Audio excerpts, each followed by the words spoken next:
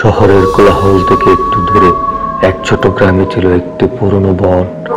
গ্রামের মানুষজন সেই বনকে ভয়ঙ্কর মনে করত। তারা বলতো, রাতের অন্ধকারে সেখানে এক অদৃশ্য ছায়া ঘুরে বেড়ায়। যে কেউ একবার সেই ছায়া দেখলে তার জীবন আর আগের মতো থাকে না। আজ আমরা জানবো সেই ছায়ার রহস্য, যা এখনো গ্রামে আতঙ্ক সৃষ্টি করে। গ্রামের এক কিশোর, তার নাম ছিল রাকিব। সে ছিল সাহসী এবং কৌতূহলী। বন্ধুদের সঙ্গে বাজি ধরে সে একদিন হঠাৎ করে বনে ঢুকে পড়লো। সে মনে করলো, আমি যদি এই রহস্য উন্মোচন করতে পারি, সবাইকে অবাক করে দেব। রাকিবের বন্ধুরা তাকে সতর্ক করলো। তারা বলল, রাকিব, তুমি একা এই বনে যাওয়ার সাহস করো না, অনেকেই ফিরে আসে না। কিন্তু রাকিব, সে ছিল সাহসী, সে বনটা দেখতে চায়। প্রথমে বনটি সাধারণ মনে হচ্ছিল, পাখির ডাক, হালকা হাওয়া, ফুলের গন্ধ। কিন্তু যত ভেতরে গেল, সবকিছু বদলে যেতে লাগলো। অন্ধকার ঘন হয়ে এলো, গাছগুলো যেন জীবন্ত হয়ে দাঁড়িয়েছে। হঠাৎ রাকিব শুনতে পেল ফিসফিস আওয়াজ। চারপাশে তাকালো, কিন্তু শুধু কুয়াশা আর গাছ। ছায়া নাচছে। তার মনে হলো কেউ সেখানে আছে, কিন্তু সে অদৃশ্য। রাকিব আরো ভিতরে প্রবেশ করতে লাগলো এবং একটি পুরনো ঘরের দিকে চলে গেল। ঘরটি অর্ধেক ধ্বংস অবস্থায় ছিল, কিন্তু সে ভিতরে হালকা আলো জ্বলছে। ভিতরে ঢুকতেই তার চোখে পড়লো দেয়ালের কোনো একটি ছবিতে ছিল এক অচেনা মেয়ে। চোখ সাদা, ফোঁটা ফোঁটা রক্ত জমে আছে। রাকিব ভয়ে কাঁপতে লাগলো। হঠাৎ ঘরের দরজা নিজে নিজে বন্ধ হয়ে গেল। সে চিৎকার করতে চাইলো, কিন্তু গলার শব্দ আটকে গেছে। ছবি থেকে মেয়েটি ধীরে ধীরে বের হতে লাগলো। তার দেহ হালকা আলো ঝলমল করছে, মুখ শূন্য, চোখে লাল আগুনের প্রতিফলন। মেয়েটি ভয়ঙ্কর কণ্ঠে বলতে লাগলো, তুমি এখানে কেন এসেছো? রাকিব ভয়ে ভয়ে কণ্ঠে বলতে লাগলো, আমি কেবল দেখতে এসেছি।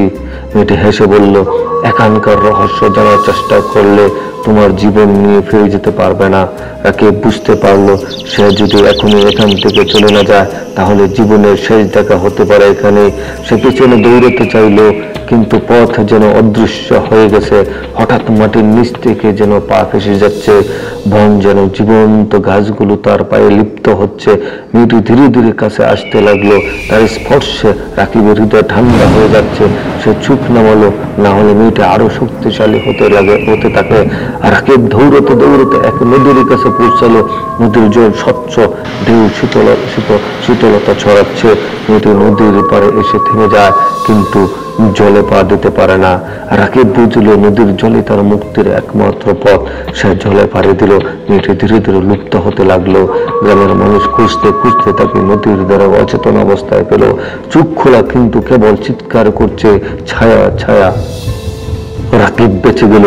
তবে সেই রাতের পর থেকে সে আর কখনো সাহস করে সেই বনের দিকে যায়নি। গ্রামে সেই বন এক আজও রহস্যময়। কেউ রাতের সময় সেখানে যায় না। যারা সাহস করে তারা আর ফিরে আসে না। রাতে বৃষ্টি হলে গ্রামের মানুষ বলতো, সেই ছায়া এখনো বনে ঘুরছে, কারো আত্মা চুরি করতে। যারা ঘরে ঢুকেছিল তাদের চোখের সামনে অদৃশ্য চিহ্ন থেকে রক্ত ঝরে।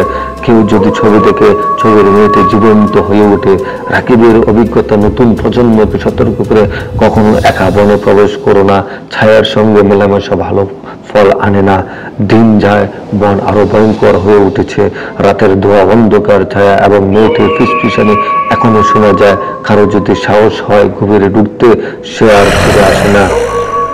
বনের মায়াজাল আজও ঘুরছে। রাকিব শীতল কাঁপন অনুভব করছে। সে জানে, বন শুধু গাছ আর ধুলো নয়, এখানে আছে এক ছায়া, যা আপনার আত্মার পেছনে সারা জীবন থাকতে পারে। আর সেই ছায়া আজও বনে অপেক্ষা করছে কারো সাহসী আত্মাকে তাড়া করার জন্য।